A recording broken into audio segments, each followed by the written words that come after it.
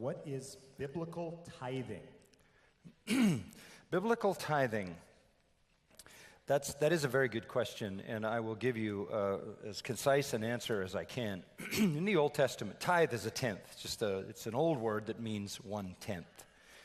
In the Old Testament, you had a theocracy, not a democracy, but a theocracy. That is to say, you had the nation of Israel ruled by God, who mediated his rule through the priesthood, 24 courses of priests. They were basically the officers of the theocracy. They mediated the rule of God through the revealed law of Moses to the people. And the people needed to supply funding for those officers, namely the priests and the Levites who served along with them. So there was a tithe tax that was essentially the basic tax to fund the national government. It was 1/10 of whatever it is that you earned. It could be commodities, not particularly money, grain, oil, fruit, whatever.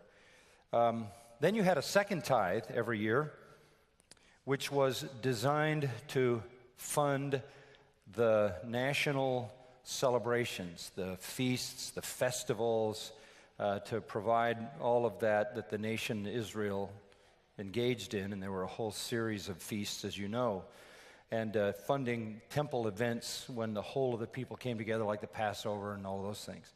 Then you had a third tenth every third year, which was the poor tax that was distributed to the people who were poor. So if you split that into every year, it's about 3 1/3% every year. So essentially, every Jew paid 23 1/3% with the addition of a fixed amount of temple tax, with the addition of they couldn't harvest the corners of their fields. That had to be left for profit sharing to let the poor take that. If you dropped a bale off your wagon when you were harvesting, you couldn't pick it up. That again would supply for needy people who would hang around the fields to pick up and glean whatever they could get.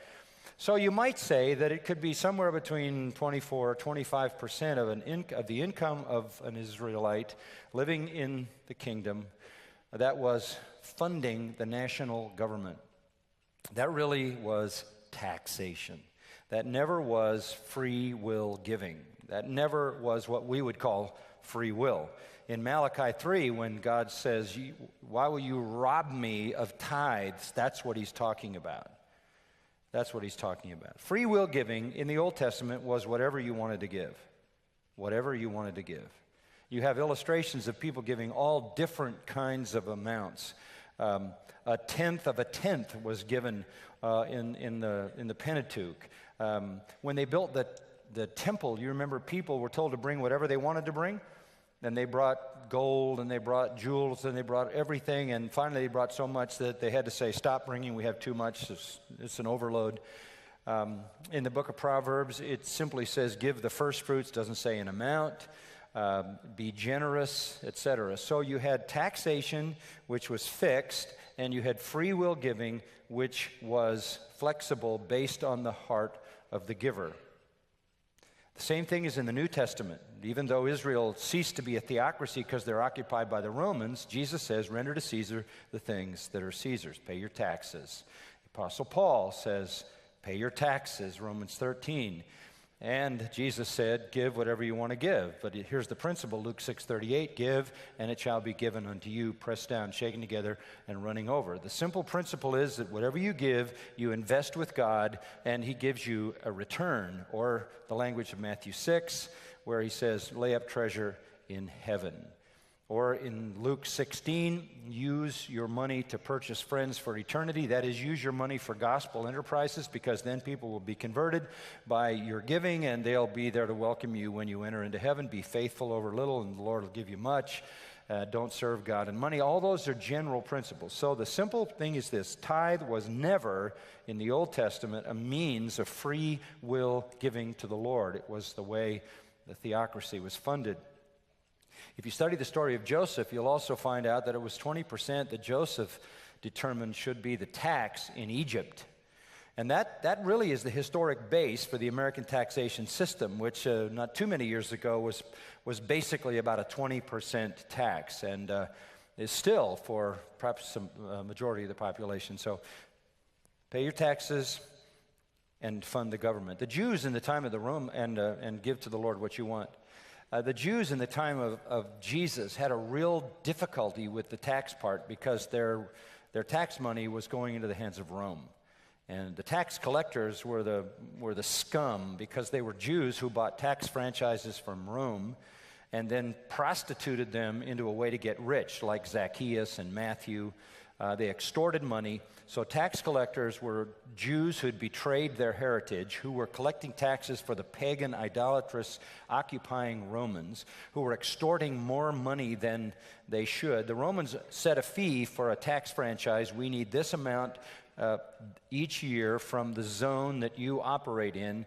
Whatever else you can get, you can keep. So tax collectors were surrounded by a mafia, thugs, and strong-armed people who would extort the money out of the people. They became very, very rich, and that's why they are always categorized with sinners, with the scum and the riffraff of society. They couldn't attend a synagogue.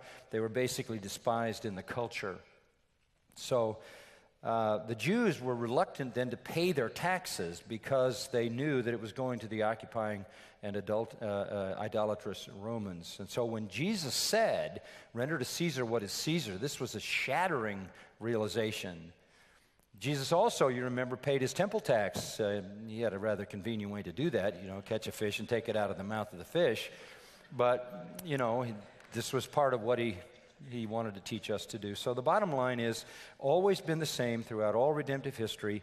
Pay your taxes, support the government, be a good citizen. Paul makes that clear in Romans 13, elsewhere, and give God whatever you want to give. And the principle for giving is 2 Corinthians 8, sow sparingly, reap sparingly, sow bountifully, reap bountifully. Whatever you give to God is what you get a return on. If you want a small return, you give a small amount. If you want a big return, you give a big amount.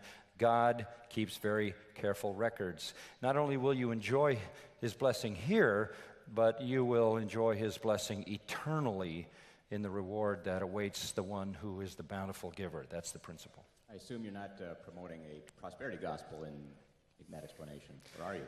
No. All I'm saying is the Lord has promised to bless the faithful giver. And I think one of the reasons the Lord blesses the faithful giver is because a faithful giver, being blessed, is able to give more.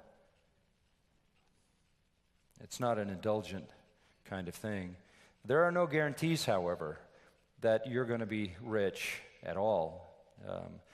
The prosperity gospel is a deception. It's a pyramid. It's a scheme. It's a con job that makes the people at the top very, very rich.